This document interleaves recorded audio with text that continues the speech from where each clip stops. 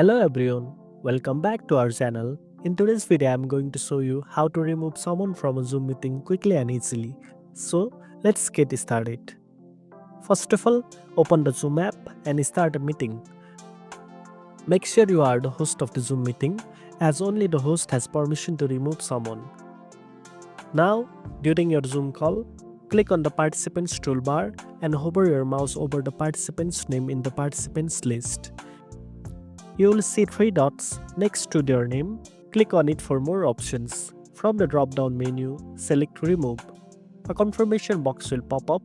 Just click Remove and the person will be removed from the meeting instantly. If someone is being extremely disruptive, you can report him directly to Zoom by clicking Report to Zoom and then follow the instruction.